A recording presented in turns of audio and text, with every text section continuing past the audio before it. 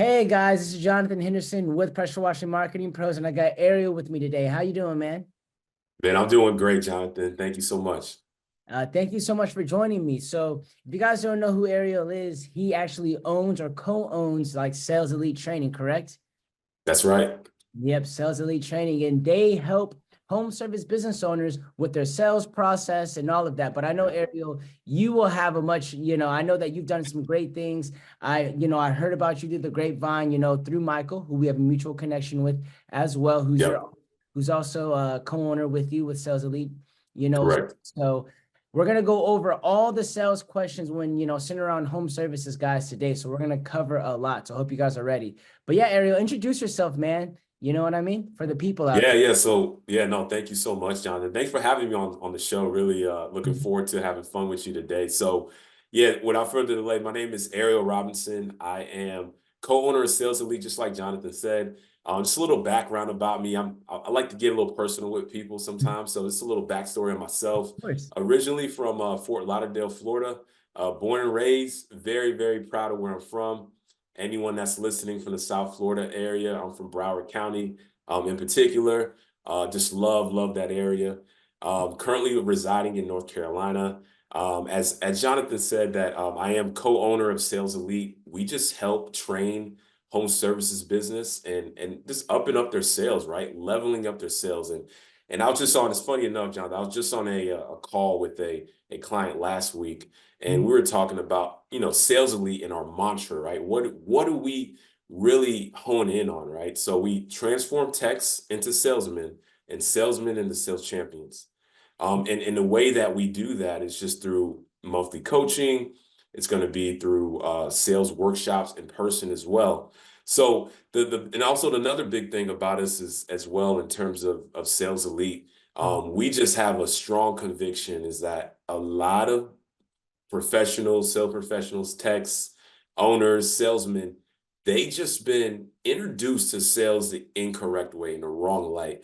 So we want to reintroduce the people to sales in the correct light, and which helps really, to be honest, alleviate the pressure of sales because a lot of people, as you know, Jonathan, have a negative connotation when it comes to sales. So that's pretty much our whole mantra, our whole mission, and our why as well. Awesome, man. Awesome. Look, man, you introduced yourself very well, very well. So glad on that. Because Appreciate it. for the people watching or listening to this right now, we're gonna go over objections. We're gonna go over common mistakes. We're gonna go over, how to overcome some of these objections, right? We're gonna talk about some of the sales process. We're gonna talk about the effectiveness of follow-up, how to ask for referrals, all of that. So let's get straight into it, Ariel. Like I said, man, let's get straight Yeah. into it, man. So as you know, I'm in the marketing sector with all of that. So we record all of our clients' calls, right? And Right. so, we kind of see some objections that some of our clients face.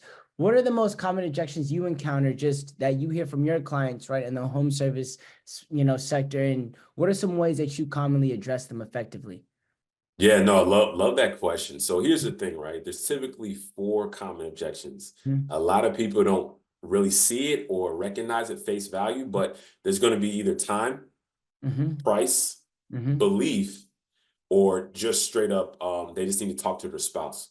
So Mm-hmm. those are the four, right? Time, belief, price, and they need to speak to their spouse. So those are going to be the common one. It may, I guess, dress itself up in a different manner, but when it boils down to it, it's going to boil down that time, belief, Mm-hmm. price, and spouse.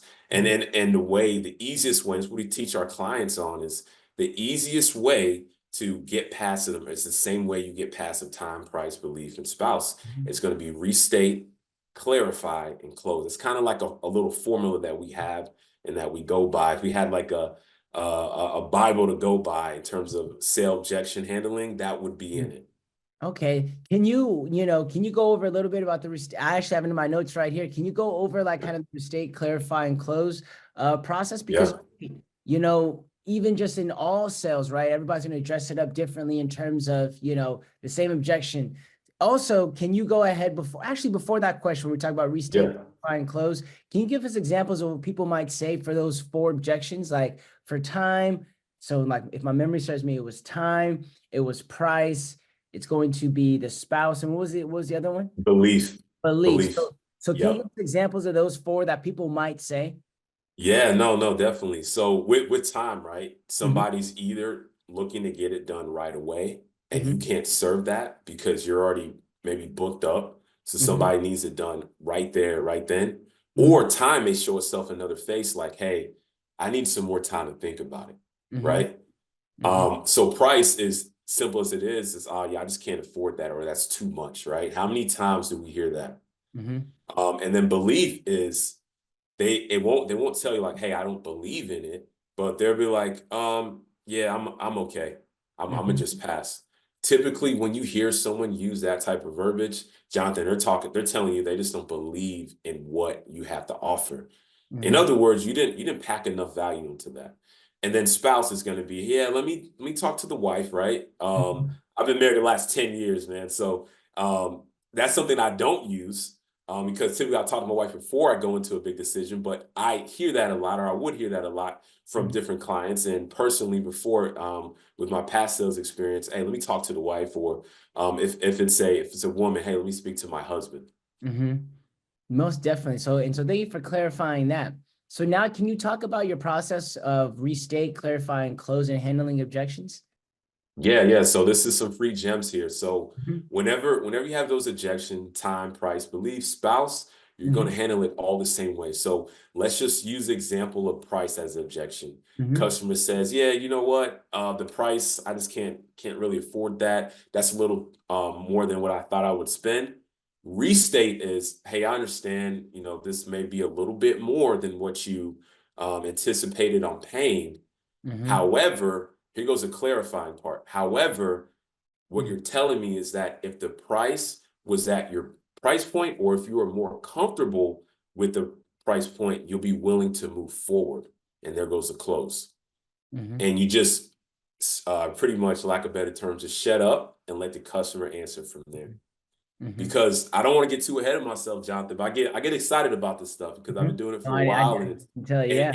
it's fun, man. But when you just shut up and you let the customer speak, because what's going to happen, you're going to find out if that price is the true objection, or is that what they call a smoke screen, right? Is that customer just popping smoke and just telling you that so you can get out of their face?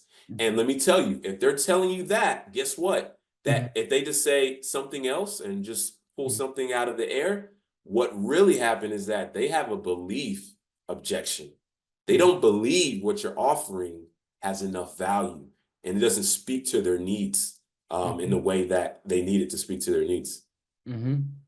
No, most definitely. And I'll give out some free gems too, man. I'm not a sales expert like how you are, but I can definitely Yeah. relate in the sense that I can definitely say that what you're saying and back that up to say what you're saying is true. Because Yep. in the marketing game, when we're selling clients, right, we really only get those two that you mentioned, which is basically going to be price, you know what I mean, and going to be belief. Right. And 80% of the time, Yep. it's going to be price from Right. what I do, right? And so people will use a time on it. And you're right, like Yep. it's always the same sales process, right? So I try to uncover what the true objection is. So somebody might come to me and they might say, you know what, Jonathan, I just need some more info. I need some more time to make the decision, right? And so I Right. said, like, what information do you need from me? You know what I mean? It'll be like, well, Exactly. I need that, I need this, I need that, right? To go out Yep. with the decision. I say, okay, once I give you all that information, and you like what you see, when would you be able to move forward? And that's when I'm able to know, like, all right, then what's the true objection? Because either they're gonna say, hey, I can move forward right after you send me all that information. You know what I mean? Yep. Or on the other hand, they're going to say, oh, well, and then we get to the true objection, right? Because then they're going to tell me. Right. So I can definitely Love understand it. where you're coming from on that, you know? Love it. Love it. Come on. You're already on it. Look at you, man. You're already on it. Hey, man, as business owners, which we're going to get to in a minute, right? As business owners, you have to be good at sales. Yeah. You know what I mean? Yeah. You have to be good Amen. at sales. Like you can't get away from it. Amen. So another question I have for you is, what are some common mistakes you see salespeople make in the home service space? You know what I mean? What are some most common mistakes you see people make when it comes to the sales Yeah. process and sales? Yeah, definitely. And I mean, funny enough, I work with different companies that have techs that actually sell. They may not have Mm. designated salesmen. So I'm gonna speak towards more of that technician, right? Mhm. So the common mistake is this, right? Technicians, their mind is geared to fix things and not so much communicate to the Mhm. customer or to ask an extra question or even for that term, just sell, right? Mhm. And let me touch on this too, and I'll get back to that. Is a lot of times people have the wrong, like I said, they have the wrong idea what sales is, right? Mhm. Sales Elite, one of my mentors once told me that selling is just serving. So that's Mhm. what we stand by, right? So selling is serving. That means just sales is just really good customer service. So I Mhm. want to provide the best customer service for our customers slash clients. And techs, sometimes they can't really get past that, I guess, that mental block. So they're just thinking one track, let me go ahead and fix something, and that's it. But when it comes to time to communicate, right? That's a huge selling skill. And developing that is communication. How can I communicate this language of HVAC, this language of roofing, this language of electrical, this language of plumbing to Mhm. the average Joe or the average Jane so they can understand? Because they would speak in HVAC language and they Mhm. won't speak in common language so that they can understand it. And here's another thing, just not so they can understand it, but match it up with their need. Mhm. Sales Elite, man, we're so big on needs-based selling, Mhm. taking a consultative approach to selling. That Mhm. is the best. I'll stand by that 10 toes down. That Mhm. is the best form of selling because I'm not pushing anything on someone, but what am I finding out? I'm finding out your needs. Mhm. So if a technician, if they're able to communicate exactly what's wrong with the HVAC unit and then tie that in with their needs, Mhm. man, that makes everything that much easier. And that is a common mistake. They just don't communicate correctly to that customer. Mhm. No, most definitely. So I know that you actually, I'm gonna add a question here. I know that you talk Yeah, that most majority of the time that you're going towards text, right? And so I'm mainly in the exterior cleaning space when it comes to our clients, right? So you'll have a lot of owners that will also sell too. So probably the same rule applies as well. You know what I mean? When it comes to them too, because a lot of guys, like a lot of in the pressure washing industry, a lot of guys are still they have the tech mindset, right? Where they're just like, look, right, I go here. I know how to pressure wash the surface best as possible, soft wash the surface as best as possible, but their sales, you know what I mean, may not be as good. Now, one thing I do want to ask you is this, because I see a yeah, lot of guys do it all the time. So, would you rather have like a tech, like train a tech to sell? Like if somebody doesn't have the opportunity, you know what I mean, to hire just a salesperson right now, but they need yeah, help with sales. Like let's say they're a person who is they have 3 or 4 employees. They probably got 2 techs and an office manager, right? Should they have right. the office manager do more of the selling because they're answering the phone calls, or should they have their techs do more of that, when they're going door to door, when they're servicing different things? Like, because I always see some guys where they like go ahead and they'll have the office manager sell. And just my personal belief, I'm like, unless you're training your office manager to go ahead and sell, I think they should be like order takers. Like, hey, I have this, and once you train them, I think that then they can go ahead and close deals. What is your opinion on that? Because I could be totally wrong. Yeah, no, no, definitely. I'm kind of the same thought process as you of an office manager. Yeah, you can train them on sales, but to be honest, and I talk to a lot of different companies about this because and I talked to Michael about this too, is what's better, a tech that sells or having a salesman, right? Mhm. And this is my conviction. This is what I believe is that I believe that having a tech that you can train just some interpersonal skills Mhm. and to sell. Because in my opinion, I could teach anyone the right skills, techniques to sell, right? Mhm. And then also train them up on the right mindset. That's something, really big on is training on the Mhm. right mindset, having the right mindset for sales. You need to have a fortified mind. Technicians, amazing, right? Product knowledge. They have amazing product knowledge. And you know what Yep. happens when you have product knowledge? You Yeah. have product confidence. And you Yes. have product confidence.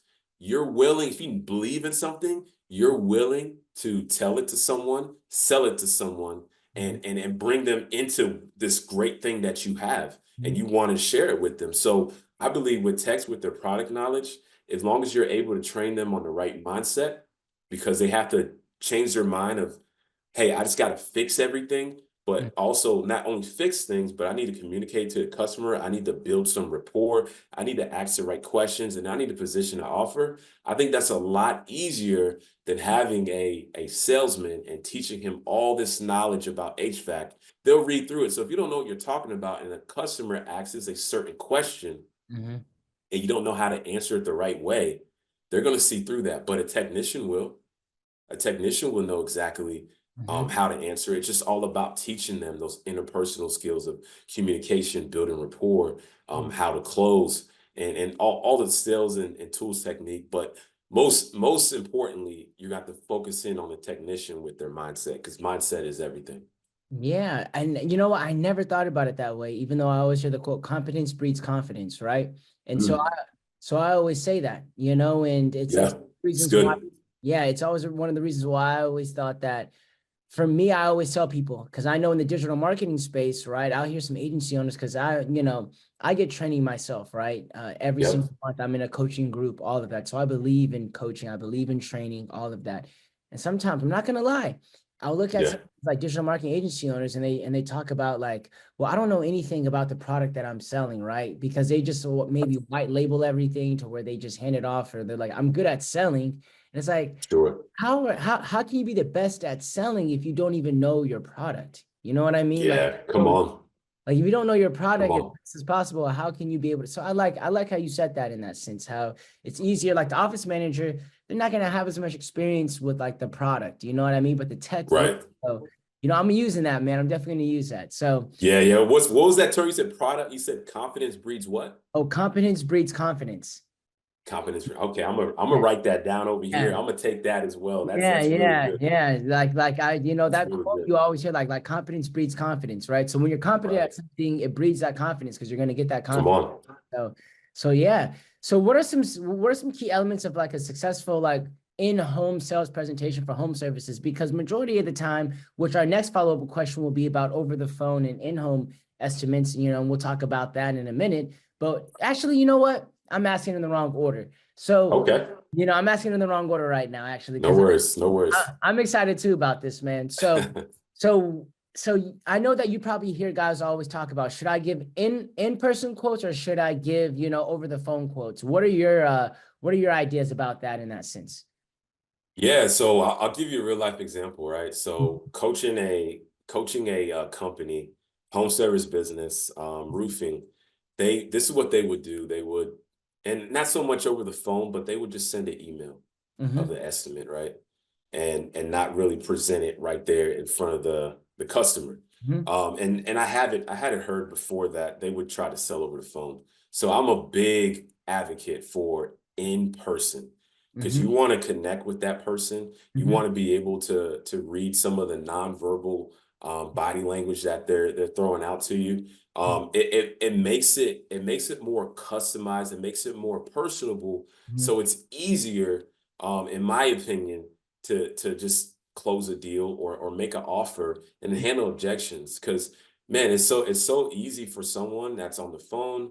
Yeah, you know what? I got another phone call coming through. Let me go ahead and run. I'll call you Yeah. back. Mm. Or hey, hey, my cat just ran out the backyard, even though my door's Yeah. closed. Just Yeah. crazy. Anything, Like yeah, to get off the phone. anything. But when you're in person with somebody, like even now, right? Like we're on Zoom, Mm-hmm. which is amazing. Mm-hmm. But me personally, I would love to be there with you in person, because it's just a more of a stronger connection that you're able to make with somebody. Mm-hmm.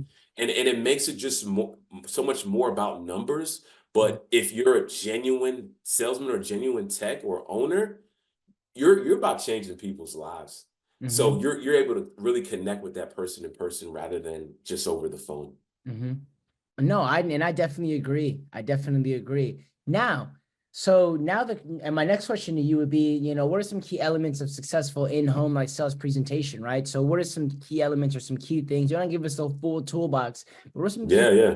what are some key things that guys can do if they're going, and presenting and giving estimates in person? Like what are some key things that you think they should do in order to be as successful as possible and Yeah, close? I'll drop three things. So Mhm. rapport building.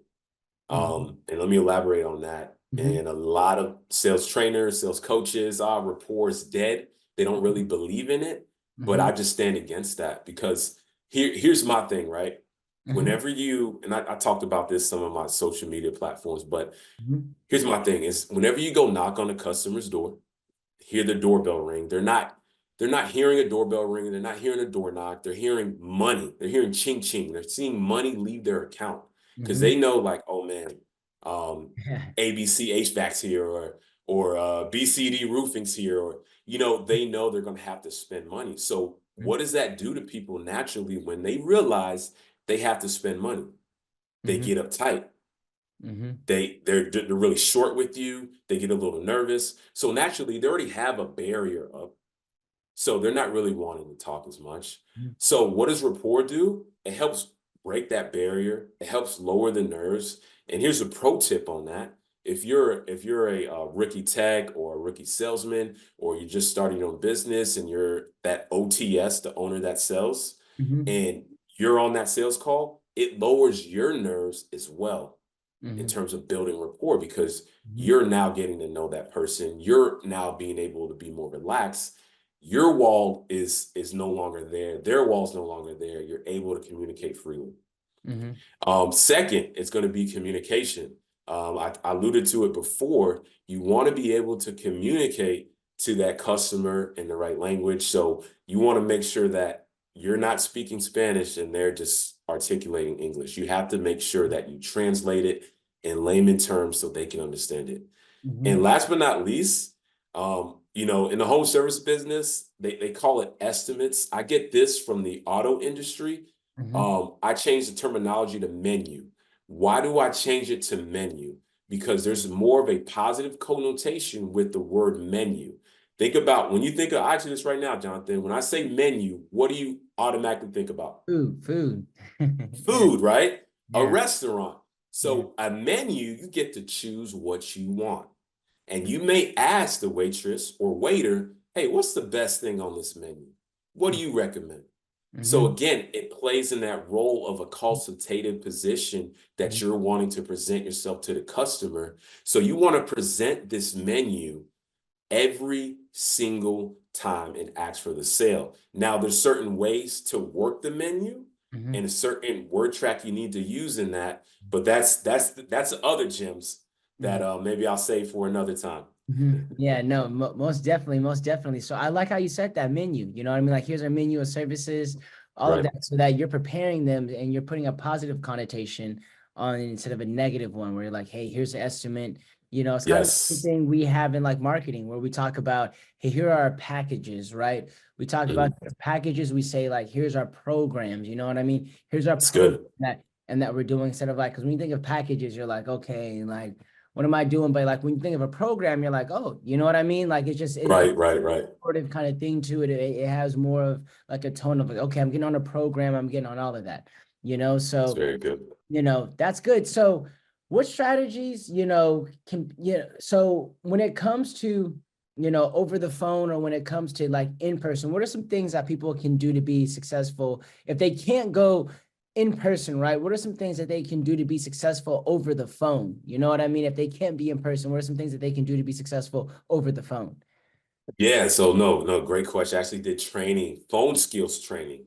In our coaching program, we have just simply a phone skill training on this particular. So here's some phone etiquette that a lot of people don't understand. I learned this from back in my, about 10 years ago, working for a Fortune 25 company, is that if you're on the phone with somebody, they can actually hear you smile. And listen, I said hear you smile on purpose, because this is something that a lot of people just overlook. You can be on the phone and you can be smiling and talking, and people can feel that through the phone. So phone etiquette, right? Here's another thing, another little pro tip is utilizing that person's name. It grabs their attention. You're not there in person, right? So you're going to need all you can get to make sure you keep that person engaged. And just from talking, let's say you're trying to communicate an idea, or you're just talking about your offer, you want to grab them in like this, Jonathan, because there's something about when somebody says your name, it brings your attention back in. So you want to smile through the phone. You want to be make sure you're using that customer's name, not too much, but just enough that you're keeping their attention. And last but not least, you want to be energetic in terms of phone sales etiquette. Mhm. And because you're not in person with that customer, send them the estimate.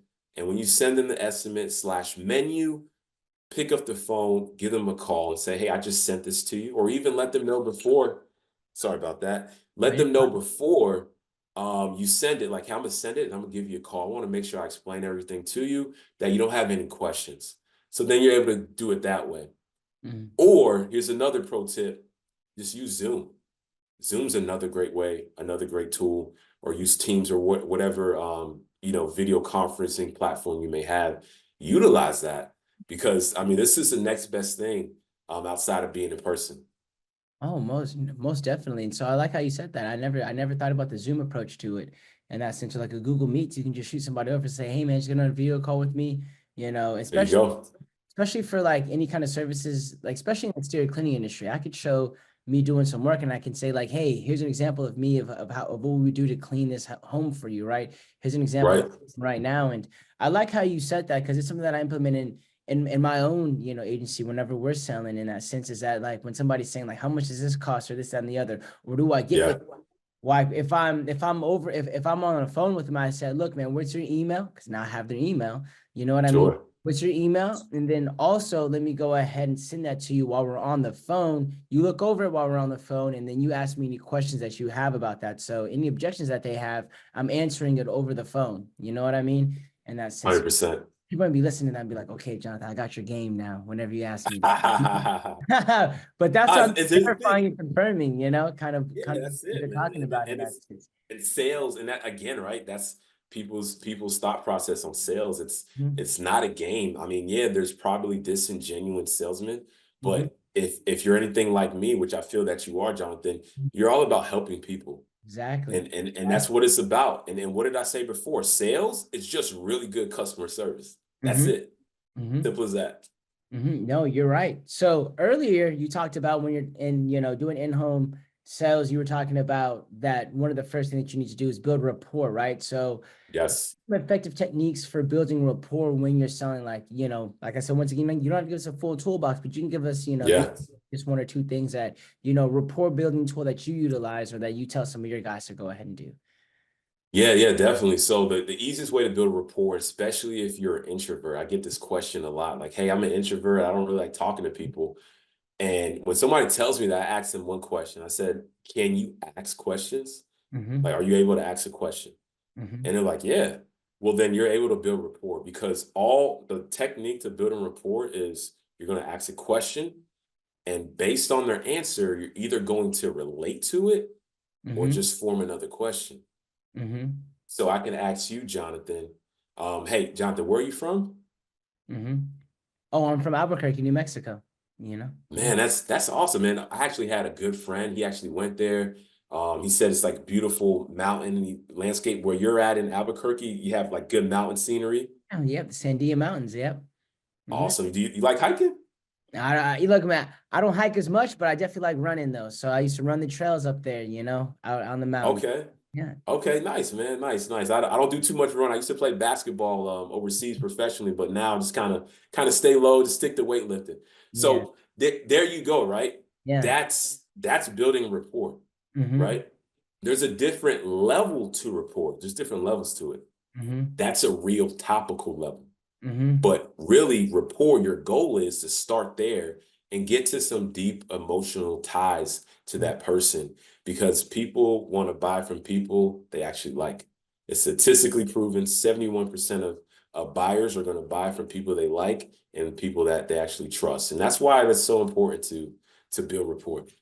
Yeah, definitely, definitely. And so one thing that I want to go ahead and talk about too is going to be like follow up, right? So Yeah, how important is follow up in the sales process? Because as you already know, a lot of the time when it comes to sales, you're not always like, no matter how good you present things, no matter how good, you followed everything to the T, right? right. Sometimes you're just not going to close that sale immediately, right? But you might 100%. at a later time. So how effective is that follow-up? You know what I mean when it comes to sales? Yeah, no, amazing question.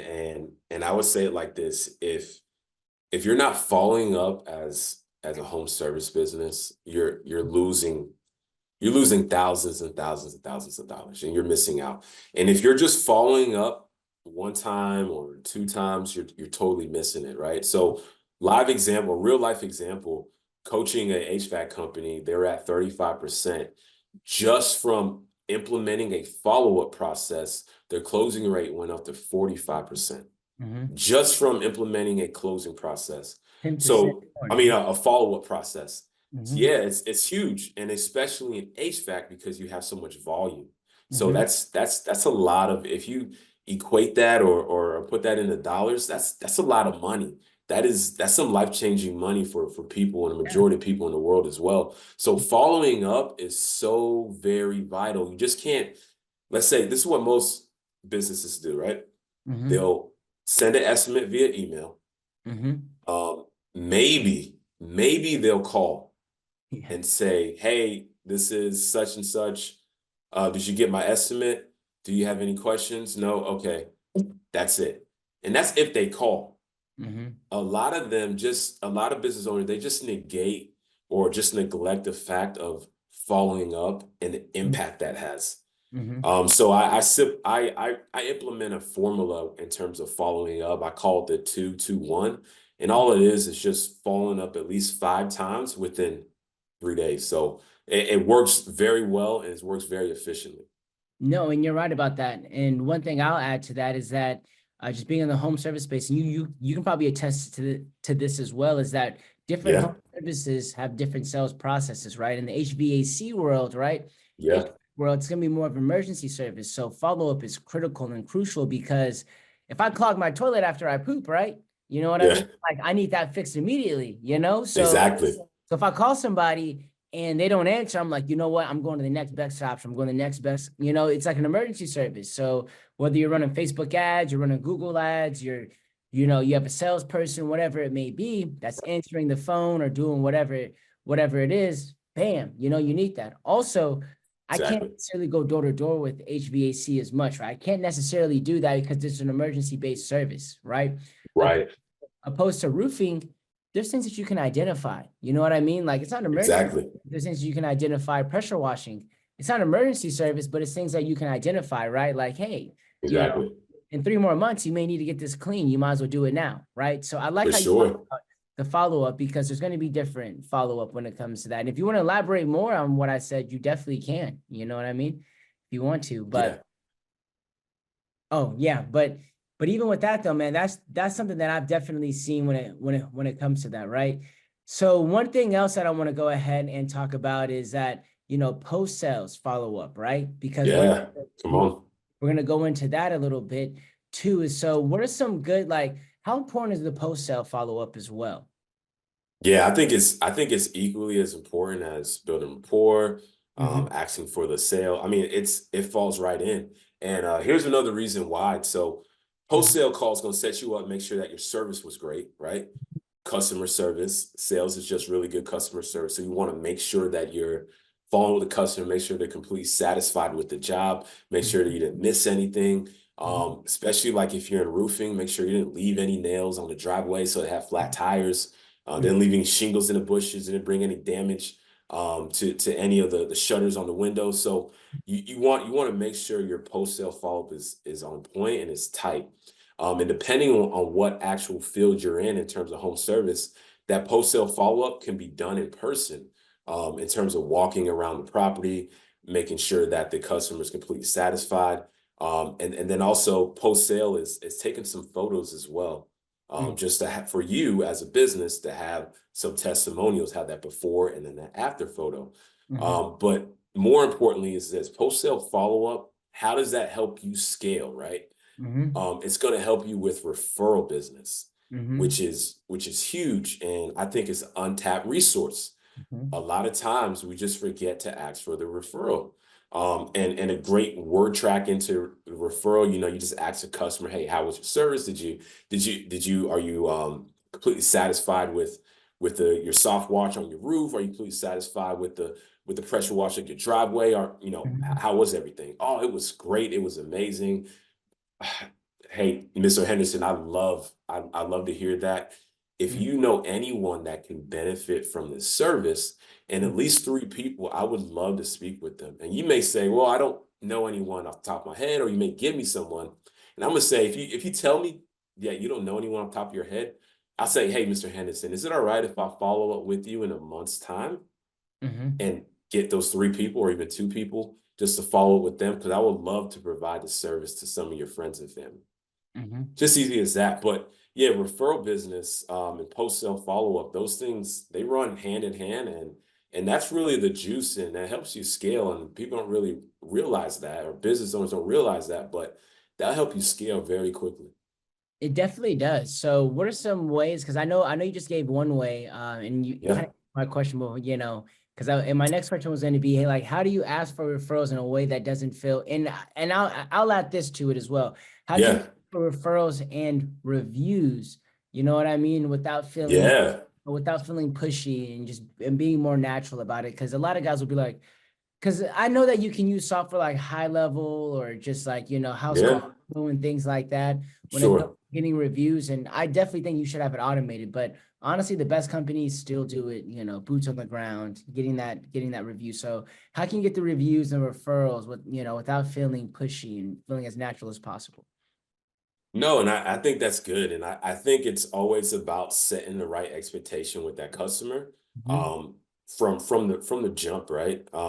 You can always, I guess, subliminally mention, and not subliminally mention it, but just mention it to them like, hey, check out our Google reviews. A lot of customers are already telling the community how great of a job that we do.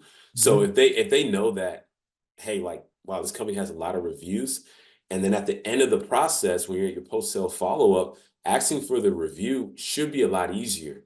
Now, another way to do that is, and this is done in different type of industries, but mhm, just giving a $25 gift card.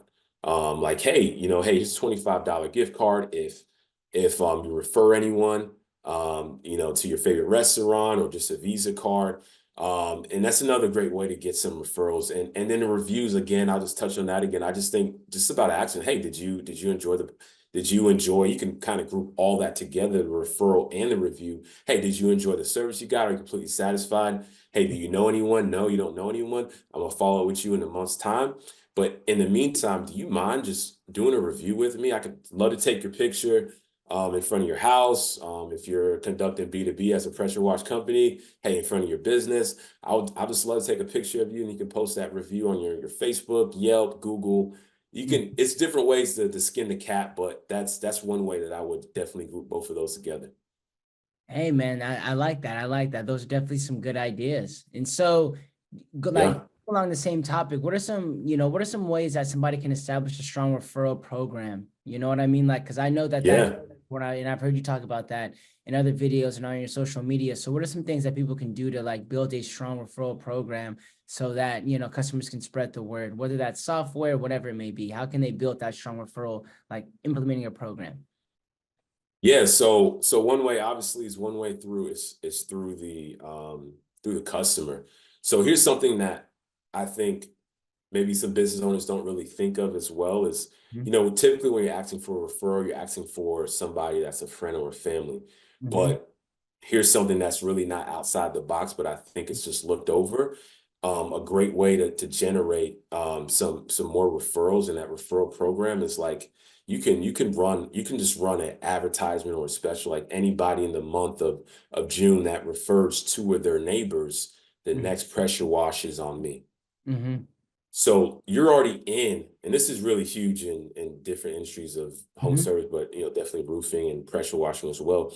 You're already in that community.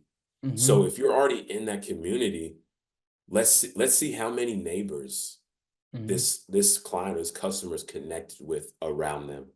They may be head of community watch, or they may be part of the HOA in that community, and maybe part of the committee, and they can say, oh yeah, hey, we need to get this pressure wash because that's kind of out of code, it's looking bad. You don't know who's in that actual neighborhood. So I think, to answer your question, I think of just focusing in on that radius of that neighborhood that you have, and asking that customer after you completed that job, asking them like, hey, who around you that you actually know? Do you have a neighbor that can benefit, Mhm. that can benefit from you? So I think that's not so much of a program, but just another strategy on how to just generate more referrals.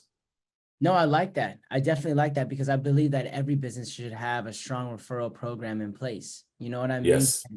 So that they can go ahead and, just have consistent leads, because that's one thing that I Right. say, like, you can exponentially, and I've seen it, you can exponentially grow your, basically it just grows like the plague, like in like your presence, because guess what? If I'm in a neighborhood and they refer me to three other people, those three other people know three other people in that neighborhood, right? And Exactly. and then you just start dominating neighborhoods in that sense. And so one thing that I 100%. heard from like an agency friend is, he's like Dave Carroll, he owns Dope Marketing, is that he always talked about go in your CRM and sort out the top 3 to 5, zip codes that you work in the most, right? And Wow. that's where you'll That's go good. ahead and do your marketing at, and that's where you'll do your Right. sales at.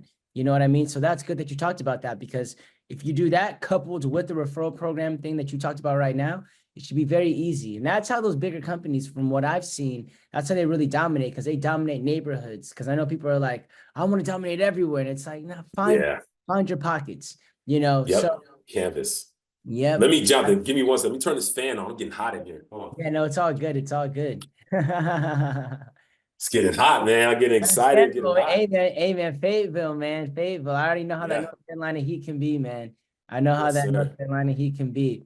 So what are some marketing tactics you found to be the most effective for generating leads in the home service industry? Yeah, yeah. So here's something. Obviously, door knocking, canvassing neighborhoods. Mhm. But I wanna, if it's all right, I want to speak on a little bit of some pressure washing Yeah, strategy on how to generate, yeah, because of course. I okay, awesome. Because I feel like this is another untapped resource. Mhm. So generally in pressure washing, you're gonna be going after commercial accounts, maybe, right? Some Mhm. some businesses. Of And course. definitely you're going after residential accounts as well. Mhm. But here's an untapped resource that I believe that maybe pressure washer owners don't think of because they don't see themselves in this light. Mhm. But maybe dealerships. Mhm. Yes, listen, you're not a mobile detailer, but there's some tools that you have that mobile detailers have to service dealerships. Mhm. And something else that a lot of dealerships need are lot washes. A Mhm. lot wash is just simply taking the pressure washer, Yeah. getting the dust, getting the pollen, getting the rain, the snow, the dirt off the car, and just shamming it down, wiping it down, putting some tire shine. And let me tell you how that light bulb went off in my head. Because I Mhm. was in a dealership. I have a lot of connections in the auto industry. I was in a dealership, and a kid just walked in. He had to be maybe 22 years old. Had his own mobile detailing business. Like, kudos to him. That's amazing. Pulled up in a Honda Odyssey. He had Nick's Mobile Detailing on the side of his van, and Mhm. he walked into the dealership just really just like no confidence, just kind of just walking in there, just trying to make himself go in there. So that tells me a lot. His mindset's not there, right? Strong mindset's definitely not there. And then my dealer, or the dealer, he's actually a type A type of personality. So he's like, hey, how can I help you? What do you want? And the Yeah. kid, unfortunately, was kind of like stumbling over his words and say, yeah, I do mobile detailing, just saying it with no confidence at all, just Yeah. kind of matter of factly. And then the dealer was like, hey, how much do you charge? He says 230. It's kind of just spitball a number, 230 per car. And the dealer's like, I have 130 cars on my lot. Why would you charge me $230 per car? That makes no sense.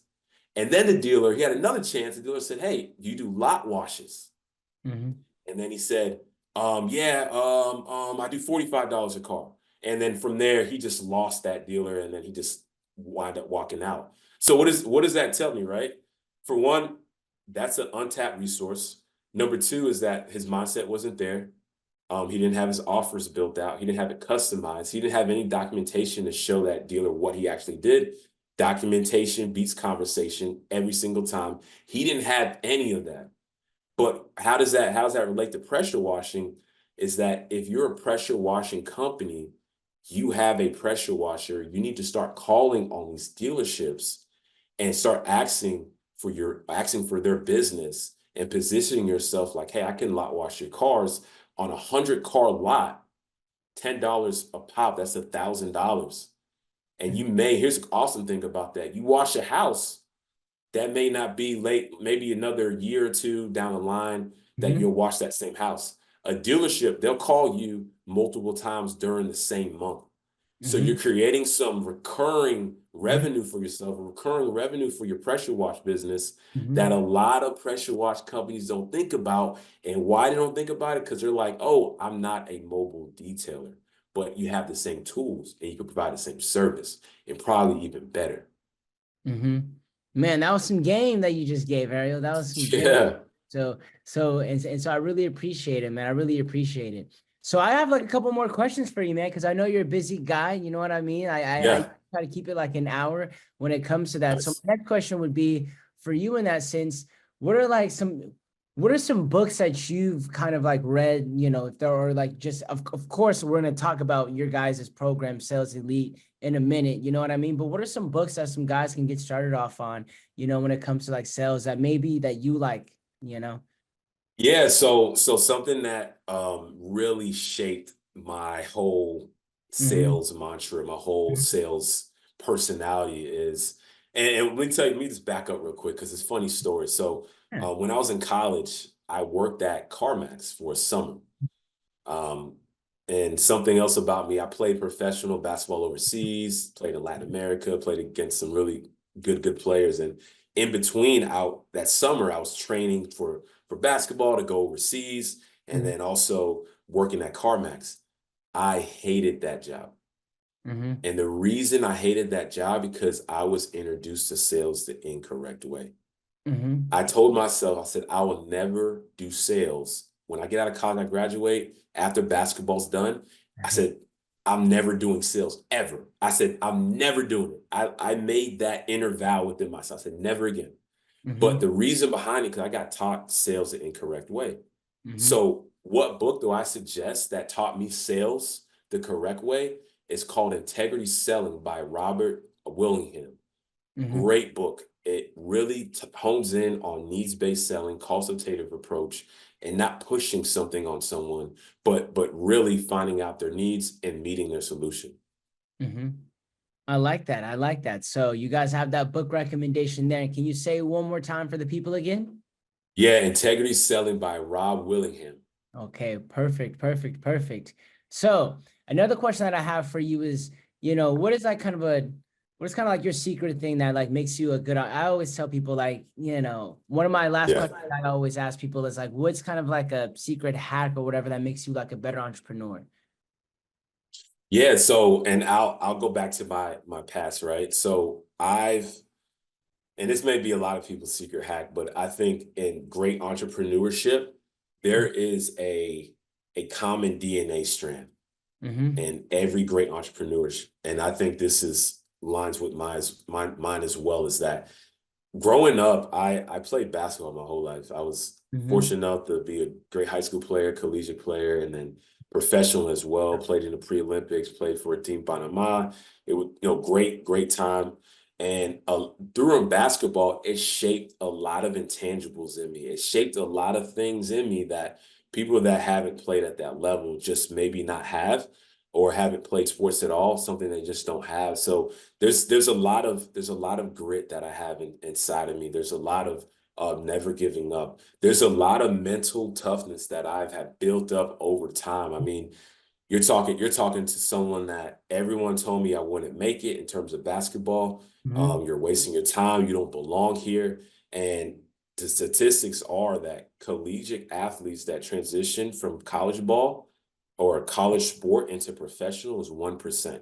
Yeah. So just knowing that, like I was that top 1% that made it from college into professional ranks in basketball. A lot of that mindset got me to that place, and it's a lot of that mindset that sticks with me now.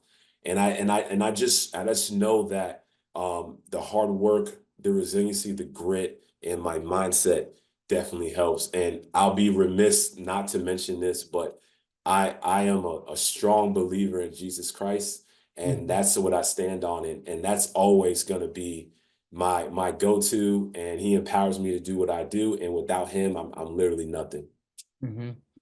Hey man, that's awesome. That resiliency definitely is one thing that I think that all entrepreneurs basically have, is just never giving up and just always staying the course, no matter how you feel, you know, because I know we all have those certain ebbs and flows of like, where you're like, sometimes you just have a bad week, you know what I mean? Like, man, I just was not into it this week. I didn't really get as much as I wanted to get done. You know what I mean? Then other flow states, right, where you're really killing the game, you know? So I like that.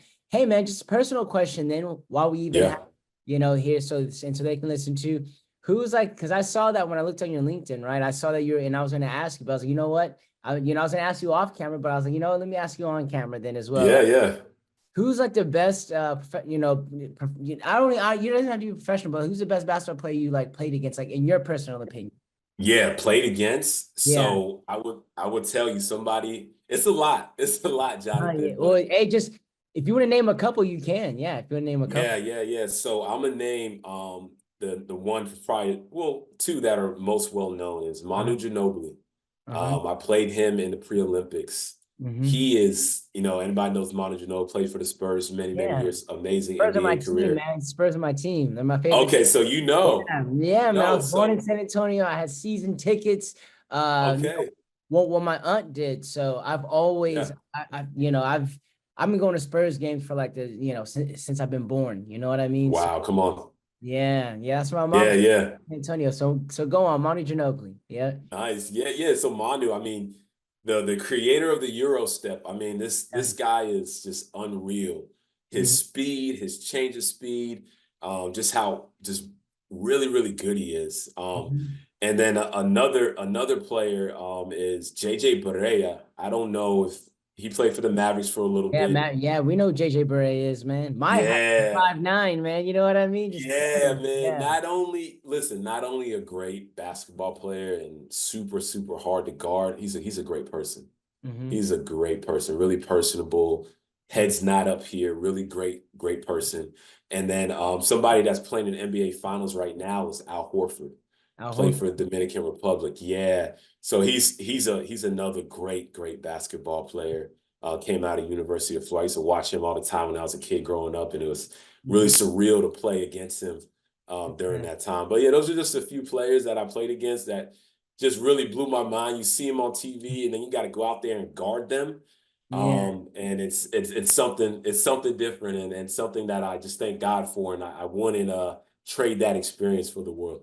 Hey man, so that is awesome, man. That is awesome. So where can the people find you at, man? You know what I mean? On social media, website, and I'm gonna link this information too in the description, guys, so you can be able to find it as well. But where can people find you if they're listening?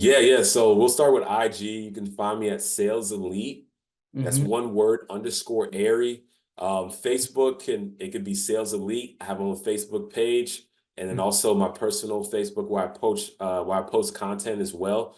Ariel Robinson, you can find me there. And then we have our website, mysaleselite.com. If you're looking to dive in, fortify your mind, get your pricing, get your offer correct, and also pick up some tools to elevate or level up your sales game, you can go on there, you can purchase our course, and also you can reach out to me for monthly coaching or in-person workshops. Well, look, man, thank you so much for your time, Ariel. Like I said, guys, all that information, like his personals, his website, all of that will be linked. So you guys can be able to find that, whether you're watching on YouTube, you know, Apple Podcasts, Spotify, wherever you may be watching this or listening to this at. We'll link that in the description. But yeah, man, like I said, I really appreciate it. I even learned a lot. There's some gold nuggets that I'll take, you know, that I'll utilize whenever I'm talking to some of my clients, right, to help them through their own sales process stuff, and even, you know, refer them to, you know, you guys when it comes to that as well. But appreciate that. But yeah, like I said, man, I really appreciate the time, you know, here today. And, you know, everybody that's listening and watching, we'll definitely see you guys in the next video. Thank you.